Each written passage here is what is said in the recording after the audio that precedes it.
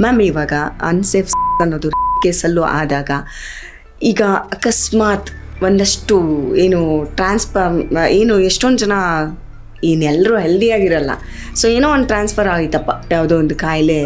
ಈಗ treatments ಯಾವ್ದ್ಯಾವುದಕ್ಕಿದೆ? HIV ಕೂಡ ಇತ್ತೀಚೆಗೆ ಒಂದಷ್ಟು ಅಡ್ವಾನ್ಸ್ಡ್ ಆಗಿ ಔಷಧಗಳು ಬಂದಿದೆ ಅಂತ ಕೇಳ್ಪಟ್ಟಿದ್ದೀವಿ. ಸೊ ಅದ್ರ ಬಗ್ಗೆ ಎಲ್ಲ ಹೇಳಿ.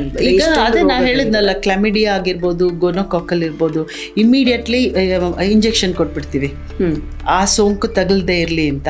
ಮತ್ತು ಆ ಹುಡುಗಿನ ಕರಿತಾ ಇರ್ತೀವಿ, ಓರಲ್ ಮಾತ್ರೆ ಕೊಡ್ತೀವಿ, ಮತ್ತು ಬ್ಲಡ್ ಟೆಸ್ಟ್ ಮಾಡ್ತೀವಿ.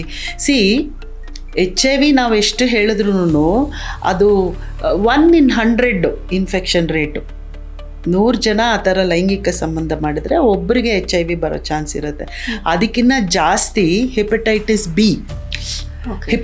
ಬಿ ಸೋಂಕು, that is more common. So ಅಂಥ ಟೈಮಲ್ಲಿ ನಾವೇನು ಮಾಡ್ತೀವಿ, ಅದಕ್ಕೆ ವ್ಯಾಕ್ಸಿನೇಷನ್ ಕೊಡ್ಬೋದು. ಹೆಪಟೈಟಿಸ್ ಬಿ ಅದು HIV ಕಿನ್ನ ಮೋರ್ ಕಾಮನ್.